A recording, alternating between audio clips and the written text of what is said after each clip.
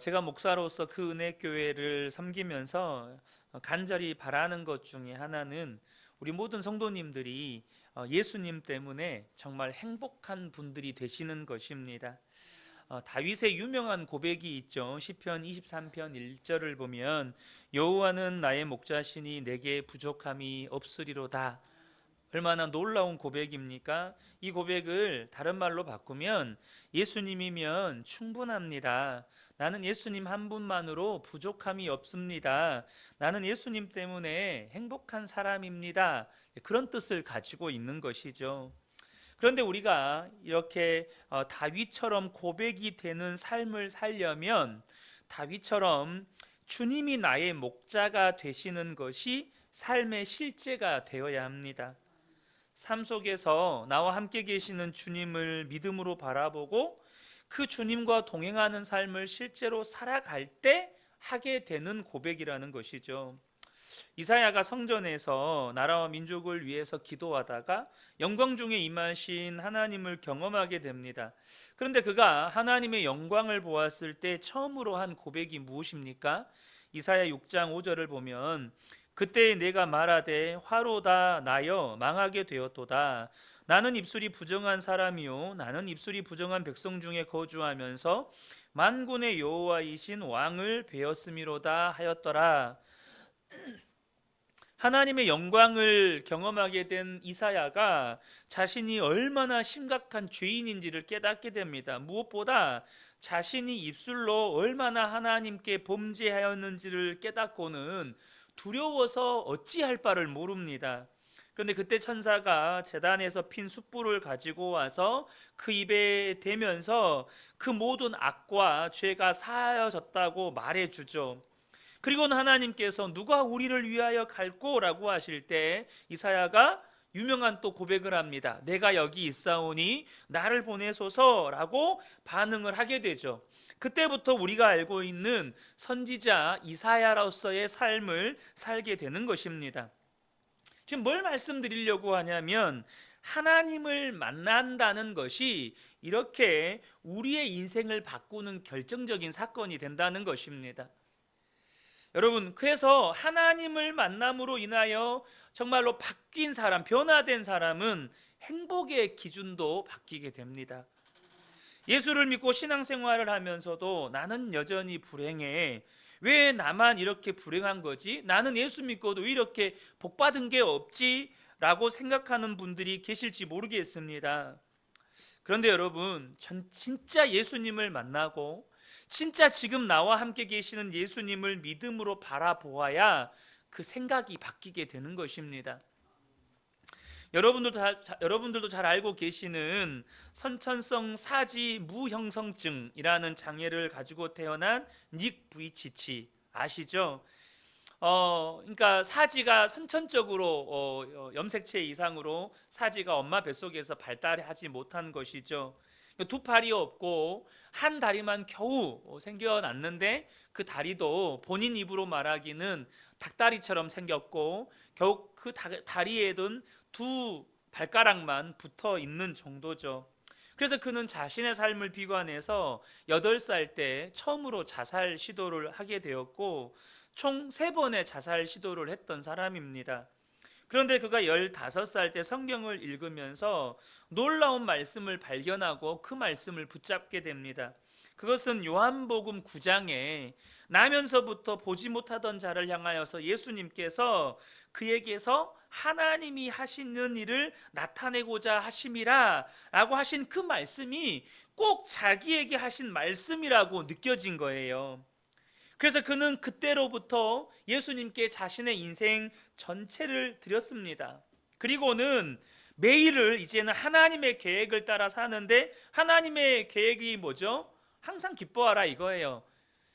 즐겁게 살라는 거예요. 인조이 하라는 거예요. 그래서 그는 그 말씀에 순종해서 팔도 없고 다리도 닭다리 같은 그 다리 하나 있고 두 발가락밖에 안 붙어 있는 그 다리를 가지고 스케이트보드도 타고 서핑도 하고 스쿠버 다이빙도 하고 노래를 작곡하는 음악가로서도 살고 뮤직비디오를 찍는 가수로도 살고 영화에 출연한 배우로도 살았습니다. 여기에서 제가 할 수 있는 건 아무것도 없습니다. 그는 그런 삶을 살았어요. 그는 사람들이 좌절하지 않고 희망과 꿈을 이루면서 살아가게 하는 일에 하나님께 너무나도 놀랍게 쓰임 받고 있다는 사실이죠. 여러분, 닉 부이치치를 보면 그가 무언가를 가졌거나 혹은 무언가를 이루었기 때문에 행복한 것이 아니라는 사실을 발견하게 됩니다. 무엇 때문입니까? 예수님을 만났기 때문에. 그 예수님 안에서 그의 마음과 생각이 완전히 새로워졌기 때문에 그가 행복한 사람이 된 것입니다. 여기서 우리는 중요한 영적인 원리를 배우셔야 합니다. 사람은 무언가를 소유하거나 이루어서가 아니고 예수님 안에서 행복할 수 있다는 것입니다. 예수님 안에서, 예수님을 만날 때 비로소 사람은 행복해진다는 거예요. 이것을 좀 더 바꿔서 말해보면 예수님 안에서 우리는 얼마든지 인생을 다시 시작할 수 있다는 것입니다. 예수님 안에서 얼마든지 다시 시작할 수 있다는 거예요. 장애가 있거나 혹은 나이가 많다거나 건강이 없다거나 그건 중요하지 않습니다. 예수님 안에서 우리는 인생을 다시 시작할 수 있어요. 닉 부이치치는 자신이 부자라고 말했습니다. 돈이 많아서가 아니었어요. 제가 한참 닉 부이치치가 이렇게 전 세계적으로 활동한 후에 또 한번 인터뷰하는 영상을 봤는데, 그럼에도 불구하고 닉 부이치치가 경제적으로 굉장히 어려웠다고 하더라고요. 경제적으로 굉장히 힘든 때가 있었대요. 그러니까 그가 부자라고 말한 것은 그가 돈이 많아서가 아니었습니다. 예수님 때문에 그 안에 사랑이 넘치고 기쁨이 넘치고 평화가 넘친다는 것입니다. 여러분, 우리도 마찬가지입니다. 예수님 안에서 얼마든지 그와 같은 삶을 살 수 있다는 것이죠. 사실 오늘 본문 누가복음 6장 38절은 27절부터 시작되는 긴 본문입니다. 예수님 당시에 예수님을 따르는 사람들은 대부분 가난하고 줄이고 또 울 일이 많은 사회적인 약자들이었습니다. 그런데 그들을 향해서 주님이 하시는 말씀이 뭐냐면 너희에게 복이 있다는 것이었어요. 20절부터 잠깐 보겠습니다. 20절부터 22절인데요. 예수께서 눈을 들어 제자들을 보시고 이르시되 너희 가난한 자는 복이 있나니 하나님의 나라가 너희 것이며 지금 줄인 자는 복이 있나니 너희가 배부름을 얻을 것이며 지금 우는 자는 복이 있나니 너희가 웃을 것이며 인자로 말미암아 사람들이 너희를 미워하고 멀리하고 욕하고 너희 이름을 악하다 하여 버릴 때에는 너희에게 복이 있도다. 이렇게 말씀하십니다. 분명히 지금 예수님을 따르는 제자들을 보면서 그 대부분의 그 수많은 제자들은 가난했고 또 그들은 줄이고 있었고 또 그들은 울 일이 많았어요. 또 예수님의 이름으로 인해서 사람들에게 핍박받는 일이 많았는데 그들을 향해서 하시는 말씀이 뭐냐면 이제부터 너희에게 복이 있을 것이다 라고 말씀하시지 않고 너희에게 복이 있다, 이미 복이 있는 존재라고 말씀하셨다는 것입니다. 주님이 그렇게 말씀하신 이유는 복이신 하나님의 사랑을 받고 있을 뿐만 아니라 예수 믿고 구원받은 것보다 더 큰 복이 없다는 뜻입니다. 예수 믿고 구원받은 것보다 더 큰 복이 없다는 거예요. 그러면서 27절부터 이렇게 말씀하십니다. 27절 하반절부터 보겠습니다. 너희 원수를 사랑하며 너희를 미워하는 자를 선대하며 너희를 저주하는 자를 위하여 축복하며 너희를 모욕하는 자를 위하여 기도하라. 너의 입뺨을 치는 자에게 젖뺨도 돌려대며 내 겉옷을 빼앗는 자에게 속옷도 거절하지 말라. 여러분, 사실 이 말씀을 아무 생각 없이 읽으면요 굉장히 어렵고 부담스러운 말씀입니다. 여러분, 이런 말씀은 사실 모든 것을 다 가지고 있다고 보이는, 우리 눈에 볼 때 정말 부족함이 없어 보이는 사람이 이렇게 살 수 있지 않을까라고 생각될 만한 말씀입니다. 여러분, 그렇지 않습니까? 진짜 모든 것을 가져서 우리가 볼 때 진짜 사람은 부족함이 없는 사람이다 라고 느껴질 만한 그런 사람이나 가능할 법한 삶입니다. 하지만 지금 주님이 지금 이 말씀을 하시는 지금 대상들은 누구예요? 가난하고 줄이고 울 일이 많은 사람들이에요. 올 일이 많은 사람들에게 지금 말도 안 되는 이 말씀을 하시는 거죠. 그런데 주님이 그들에게 이렇게 말씀하시는 이유가 뭘까요? 우리가 앞에서 읽었어요. 왜냐하면 그들은 이미 복이 있는 사람이기 때문이라는 것입니다. 주님이 보실 때 그들은 이미 복이 있는 사람이라는 거예요. 복이 있으니까, 복이 있는 사람이니까 우리가 상상할 수도 없는 그런 말씀을 하시는 것입니다. 왜요? 그들은 예수로 말미암아 구원받은 자들이기 때문이라는 것이죠.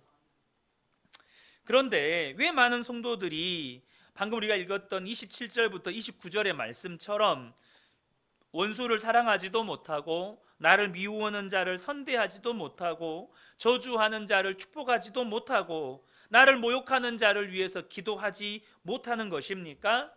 그 이유는 내가 받은 복이 무엇인지, 그리고 내가 받은 복의 가치를 모르기 때문입니다. 그러니까 많은 성도들이 그 복을 받고도 복 있는 사람처럼 행동하지를 못하는 거예요. 심지어 받은 복이라고는 전혀 없는 사람처럼 행동하기도 합니다. 그래서 어떻게 하죠? 나 무시했던 사람들, 나 상처 줬던 사람들, 내가 반드시 성공해서, 내가 반드시 부자 돼서, 내가 반드시 잘 돼서 복수해 준다. 내가 보란듯이 내가 떵떵거리며 산다. 이런 마음을 품는다는 거예요. 그런데 정말로 예수님을 만난 사람, 정말 복 있는 사람은 어떤 사람입니까? 35절을 보면 오직 너희는 원수를 사랑하고 선대하며 아무것도 바라지 말고 꾸어주라. 그리하면 너희 상이 클 것이요 또 지극히 높으신 이의 아들이 되리니 그는 은혜를 모르는 자와 악한 자에게도 인자하시니라. 정말로 예수님을 만나고 내가 복이 있는 사람이라고 믿는 사람은 원수도 사랑하고 그 사람들을 선대하고 아무것도 바라지 않고 꾸어주는 삶을 산다는 거예요. 이럴 수 있는 사람이 정말로 복 있는 사람이고 예수님을 만난 사람이라는 것입니다. 주님이 이렇게 말씀하시는 이유는 이것이 정말로 복 있는 사람의 인생이기 때문에 그렇습니다. 또한 이것이 복 있게 사는 방법이기 때문에 그래요. 그래서 오늘 우리가 읽은 본문에도 주님은 어떤 명령으로 시작합니까? 주라, 이렇게 명령하시면서 시작하시는 겁니다. 주라는 거예요. 예수를 믿고 정말로 행복한 사람의 삶의 태도는 주는 거라는 것입니다. 그러면 어떻게 하신다고 하셨습니까? 38절 하반절 중반절을 보면 그리하면 너희에게 줄 것이니 곧 후히 되어 누르고 흔들어 넘치도록 하여 너희에게 안겨주리라. 여러분, 정말로 예수를 믿는 저와 여러분의 삶에 이 말씀 문자 그대로 성취되어야 하지 않겠습니까? 재물도 주고 사랑도 주고 용서도 주고 기쁨도 주고, 그러므로 하나님께서 우리에게 후히되어 누르고 흔들어 넘치도록 해서 안겨주는 삶을 사는 것이 진짜 복 있는 삶이 아니겠습니까? 안타까운 현실은 예수를 믿어서 그런 복을 받고도 실제로 삶에서 그런 복을 누리지 못하는 성도들이 많다는 것입니다. 이유는 한 가지예요. 믿지를 못하기 때문입니다. 내가 어떤 복을 받았고 정말 내 복이 얼마나 가치 있는지를 모르고 믿지를 못한다는 거예요. 예수님을 믿는 우리 안에 예수님이 오셔서 나와 한 몸이 되셨습니다. 여러분, 이것은요 천사도 흠모할 여러분 축복이에요. 천사들도 사모할 축복이에요. 그런데 이것이 얼마나 놀라운 축복인지를, 얼마나 놀라운 복인지를 온전히 믿지를 못하니까 여전히 우리는요 계산하고 따지고 인색하고 무정하고 그렇게 복 없는 사람처럼 살게 된다는 거예요. 남북 전쟁 전에 미국 오하이오주의 어느 농장에서 일을 하던 한 청년이 있었습니다. 참 성실하고 똑똑한 청년이었는데 그 농장 주인 딸과 연애를 하게 되었습니다. 그 사실을 주인인 이 테일러 씨가 알게 되어서 아주 대노를 하면서 감히 너 따위가 누구를 넘봐? 네가 가진 것이 뭐가 있어? 배운 것이 뭐가 있어? 네 주제에 누구를 넘보는 거야? 하면서 그 청년을 농장에서 쫓아내버렸습니다. 그리고 30년이 지났습니다. 농장 주인이 어느 날 창고에서 그 소년이 머물던 방에 이름이 새겨져 있는 것을 보게 됩니다. 제임스 A. 가필드. 바로 30년 후에 미국 20대 대통령이 된 사람입니다. 근데 그 이름을 본 날이 그 청년이 대통령 당선된 날이에요. 농장 주인은 네가 감히 누구를 넘봐 하면서 그 청년을 내쫓았습니다. 여러분, 이 이야기가 우리에게 주는 교훈이 무엇입니까?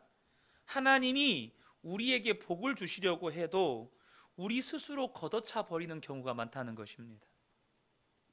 우리 스스로가 그냥 걷어차 버리는 거예요. 인색하고 베풀지 모르고 무정하고. 복은 이미 받았는데 예수를 믿어도 여러분, 이 농장 주인 테일러 씨처럼 살면 스스로가 복을 걷어차 버리는 거예요. 그러니 어떻게 복이 있는 삶을 살 수 있겠습니까? 어느 목사님이 그러셨어요. 누군가 찾아와서 도움을 요청한다면 그것을 귀찮아하거나 부담스러워하지 말라는 거예요. 왜냐하면 그 사람이 보기에 내가 도움을 요청할 만한 복이 있는 사람으로 보이기 때문에 도움을 요청한다는 거예요. 아, 저 사람에게는 내가 복이 있는 사람으로 보이나 보구나. 그러니까 도움을 요청한다는 거예요. 이건 감사할 일이고 기뻐할 일이라는 것이죠. 오히려 누군가 나에게 지금까지 살아오면서 도움을 요청한 적이 없어요. 한 번도 도움을 요청한 적이 없어요. 그 말은 무슨 말이죠?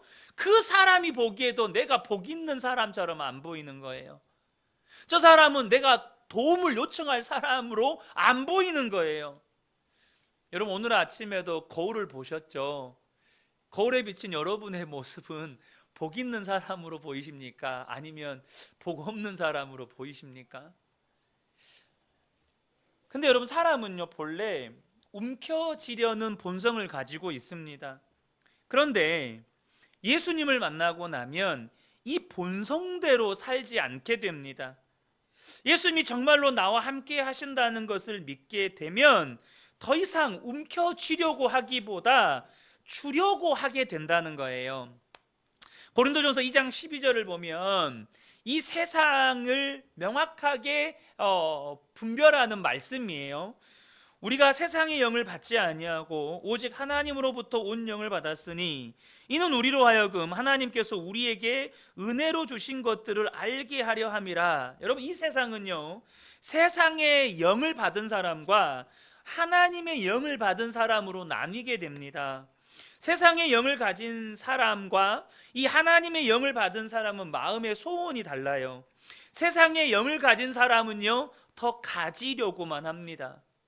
그런데 하나님의 영을 받은 사람은 어때요? 우리에게 하나님께서 은혜로 주신 것을 알게 돼요. 내게 복으로 주신 것을 알게 돼요. 그러니까 어때요?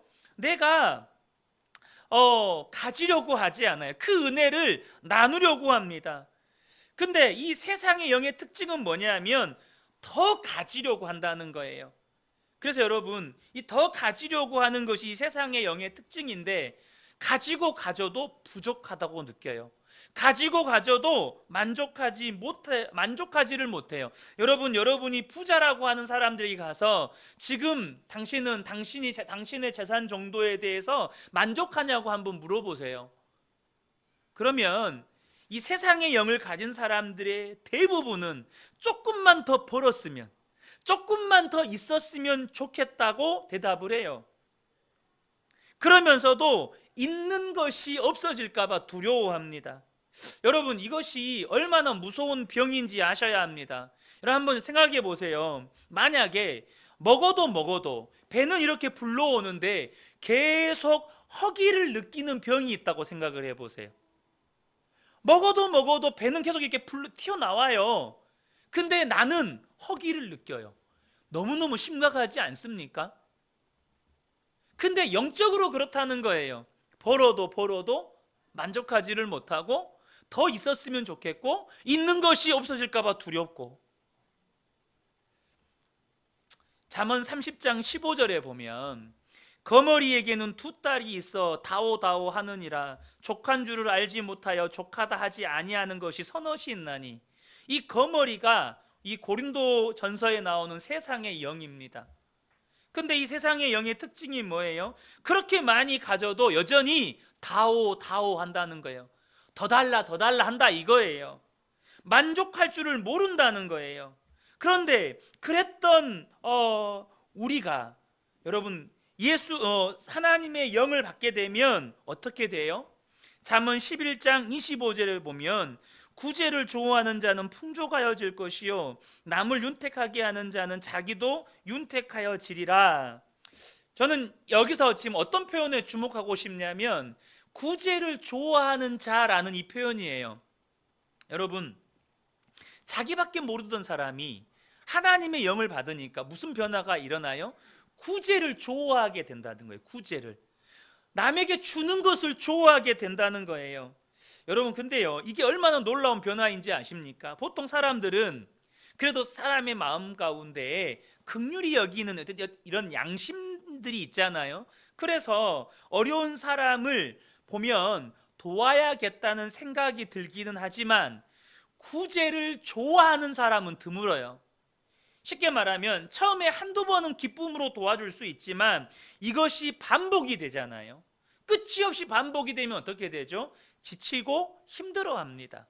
그러니까 구제를 좋아하지는 않아요. 한두 번 도와주는 건 기쁨으로 할 수 있지만 반복되면 지치고 힘든 게 사람의 본성입니다. 그런데 성경에는요, 구제를 좋아하는 자가 있다는 거예요.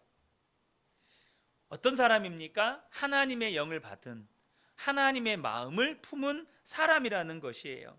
제가 언젠가도 설교 중에 3번의 심장 이식 수술 기회를 받은 하영록 목사님에 대한 이야기를 드렸을 거예요.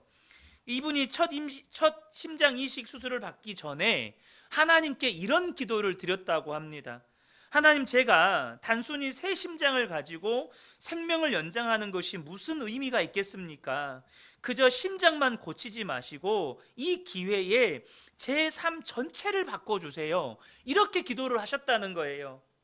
그런데 그렇게 기도를 하고 심장 이식을 받을 수 있도록 이제 심장이 생겼는데 갑자기 그날 자기보다 더 위중한 환자가 응급실에 온 거예요. 그때 주님의 마음이 느껴지는데 그 심장을 그 위중한 환자에게 주라는 거예요. 그 심장을 지금 이식 받아야 자기가 사는데, 무엇보다 아내도 젊고 아직 아이들도 5살, 3살 5살인가 5살 7살인가 이랬을 때였어요. 여러분, 내가 우선 살아야 가족도 살고 남도 살릴 수 있지 않겠어요? 그런 절박한 순간에 주님이 주신 마음이 너무 강하니까 그냥 그 심장을 그 위급 환자에게 주라고 의사에게 그렇게 요청을 한 것입니다. 그리고는 혼수 상태에 빠지게 되죠. 어쨌든 그렇게 해서 3번째 심장 이식 수술을 받을 기회를 얻게 됩니다. 그 과정을 통해서 정말로 이 심장 이식 수술이라는 게 보통 수술입니까? 그 과정을 통해서 이 하영록 목사님이 정말로 예수님과 함께 죽고 예수님과 함께 사는 사람으로 완전히 변화되신 거예요. 그래서 그 후에 팀 하스라는 회사를 설립하게 되는데 그 회사의 첫 번째 목표가 뭐냐면 우리는 어려운 자를 돕기 위해 존재한다. 이게 회사의 첫 번째 비전이고 목표라는 거예요. 우리는 어려운 자를 돕기 위해 존재한다. 여러분, 회사를 경영하다 보면 이미지 메이킹이라는 게 있잖아요. 그래서 우리가 회사의 이미지를 그렇게 좋게 만들기 위해서 그런 표나 문구를 쓸 수도 있습니다. 그런데 정말로 회사를 그렇게 운영하기 위해서 매년마다 직원들을 우리는 어려운 사람을 돕기 위해 존재하는 회사라고 재교육을 한다는 거예요. 매년마다 직원들을. 그래서 하나님께서 그 회사를 정말로 귀하게 사용하신다는 것입니다. 뭘 말씀하시는 것입니까? 주님을 아는 눈이 열리고 나면, 정말로 하나님의 영을 받고 정말로 예수 믿고 주님과 함께하는 것이 얼마나 큰 복인지 알고 나면 구제가 기쁨이 될 수 있다는 것입니다. 여러분, 구제가 기쁨이 되는 것 얼마나 놀라운 역사입니까? 돕고만 산다는 이야기잖아요. 근데 여러분, 그 말은 뭘 의미하죠? 그렇게 평생을 돕고 도와도 부족함이 없을 정도로 하나님이 복을 주신다는 의미입니다. 놀랍지 않습니까? 평생을 돕고 살아도 부족함이 없을 정도로 하나님이 복을 부어주시는 인생을 살게 된다는 것이죠.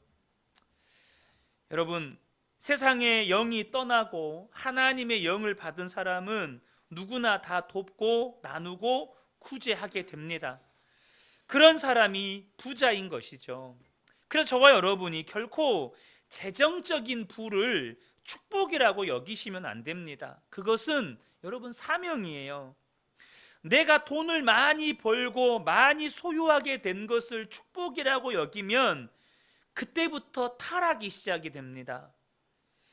아주 쉽게 이야기해서요, 여러분, 성도 수도 많고 예배당도 크고 재정 규모가 풍부한 교회가 축복받은 교회라고 여긴다면, 축복받은 교회라고 딱 단정을 짓는다면 우리 교회처럼 규모도 작고 상가를 임대해서 예배당으로 사용하고 또 재정 규모도 작은 교회는 축복받지 못한 교회입니까?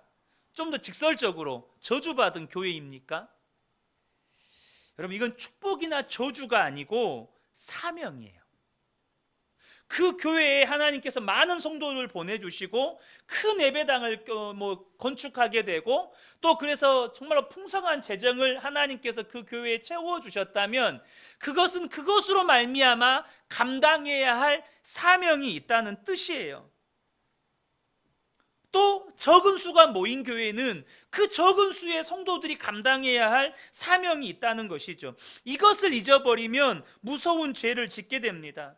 다시 말해서 큰 사명을 받아놓고도 실제로 감당하는 것은 조금만 감당했다면 여러분, 하나님이 그걸 보고 뭐라고 하시겠어요?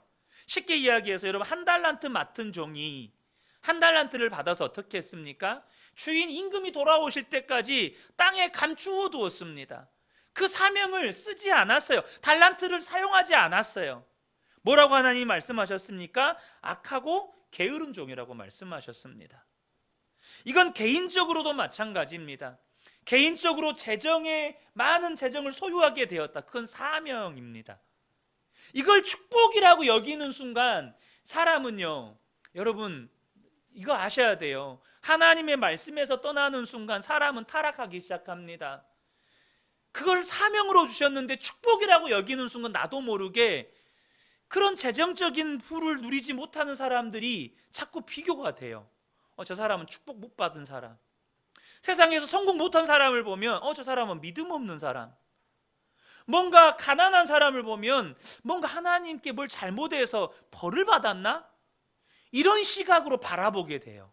이게 얼마나 무서운, 여러분 얼마나 무서운 불신앙인지 아셔야 한다는 것입니다. 여러분 기억하십시오. 흘려보내는 사람이 복이 있는 사람인 것입니다. 그런데 여전히 마음속에 주라고 하는 것이 부담이 되는 분들이 계실 겁니다. 어떻게 그렇게 살 수 있나? 내가 이렇게 악착같이 살아도 겨우 입에 풀칠하고 사는데 지금 내 형편에서 어떻게 그렇게 살라는 말인가? 이런 불편한 마음, 거부감이 들 수 있다는 것이죠. 그래서 성경에는 그런 어려운 형편에서도 하나님의 말씀에 순종하는 삶을, 그래서 주는 삶을 살았던 사람들의 삶을 기록해 놓고 있습니다. 하나님께서 이스라엘에 3년 6개월 동안 기근을 내리실 때 엘리야에게 사르밧 과부의 집에 가서 머물라고 말씀을 하십니다. 그런데 그리고는 이 엘리야가 그 과부의 집에 도착해서 과부에게 자신을 위해서 떡 한 조각을 만들어서 가져오게 하라고 말씀하셔요. 그런데 그 과부에게는 아들과 자신이 딱 한 끼 먹을 양의 가루와 기름밖에 없었습니다. 그때 엘리야가 뭐라고 하면서 떡을 만들어 오라고 말합니까? 열왕기상 17장 14절을 보면 이스라엘의 하나님 여호와의 말씀이 나 여호와가 비를 지면에 내리는 날까지 그 통의 가루가 떨어지지 아니하고 그 병의 기름이 없어지지 아니하리라 하셨느니라. 여러분, 이 말씀을요 신약식으로 바꾸면 오늘 본문입니다. 무슨 말이죠? 주라, 그리하면 너희에게 줄 것이니 곧 후이되어 누르고 흔들어 넘치도록 하여 너희에게 안겨주리라. 여러분, 이 말씀을 신약의 말씀으로 바꾸면 오늘 본문의 말씀이 되는 거예요. 여러분, 사르밧 과부가 이 말씀을 그대로 믿었습니다. 그리고 그 말씀에 순종했더니 어떻게 했습니까? 이 기근이 끝날 때까지 그 통의 가루와 기름병의 기름이 떨어지지 않도록 하나님이 후이되어 누르고 흔들어서 그 과부에게 복을 주셨다는 것입니다. 여러분, 그러므로 내 삶이 어렵고 부족하고 궁핍하게만 느껴진다면 여러분, 정말로 우리의 믿음을 점검해 보셔야 합니다. 나는 정말로 예수 믿은 것으로 인해서 복 있는 사람이라고 믿고 있는가? 그리고 그 믿음대로 나는 주는 삶을 살고 있는가 점검해 보셔야 한다는 거예요.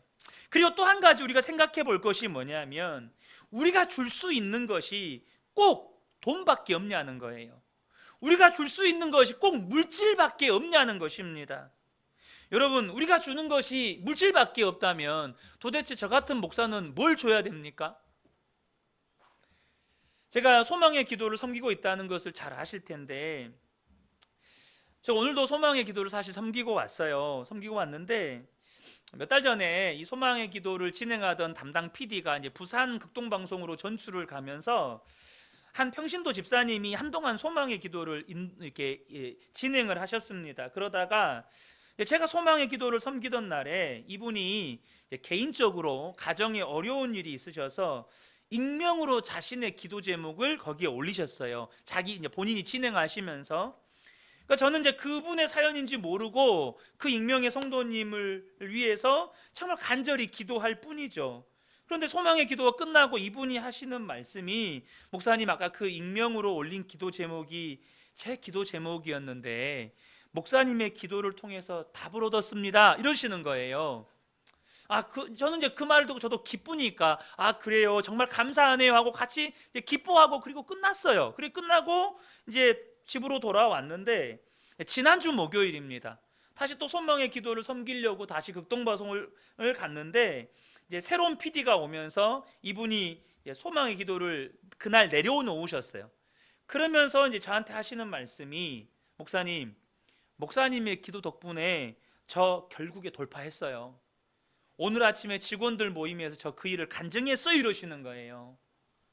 그러니까 저는 그분의 사정을 전혀 알지 못합니다. 어떤 어려움이 있는지 알지도 못하고 저는 그분이 어떻게 돌파했는지도 사실 몰라요. 그런데 너무 기뻐하면서 결국에 믿음으로 그 문제를 돌파했다는 거예요. 전 단지 주님의 마음을 구하고 간절히 기도했을 뿐인데 그 기도를 통해서 하나님이 제게 주신 믿음으로 그분에게 믿음을 주었고 용기를 주었고 담대함을 주었고 소망을 주었던 거예요. 여러분, 우리가 줄 수 있는 게 여러분 물질만이 아닙니다. 하나님이 여러분에게 은혜로 주신 게 너무 많아요. 여러분에게 믿음을 주셨고 여러분에게 소망을 주셨고요. 여러분에게 기도의 능력을 주셨고 여러분에게 하나님의 약속의 말씀을 주셨습니다. 주신 게 너무 많아요. 다시 말해서 여러분은 주면서 살 수 있는 분이라는 겁니다. 이미 예수님이 내 안에 계신 그것 하나만으로 내 안에는 누군가에게 줄 수 있는 게 너무 많은 사람이 되었다는 것입니다. 사랑하는 성도 여러분, 정말 저는 간절히 소망합니다. 우리 근혜교회 모든 성도님들이 예수님 때문에 행복한 분들이 되셨으면 좋겠습니다. 왜요? 예수님 때문에 나는 무엇과도 바꿀 수 없는 복을 이미 받은 사람이에요. 이미 복이 있는 사람이 되었어요. 그 복이 있는 사람이 할 일은 뭐죠? 그 복을 누리는 거예요. 그 복을 나누면서 사는 거예요. 그래서 우리 근혜교회 모든 성도님들이 주님이 함께 하시는 복 있는 사람으로, 그래서 내게 주신 그 복을 누군가에게 줌으로 그렇게 행복을 누리는 복된 분들 되시기를 예수님의 이름으로 축복합니다. 아멘.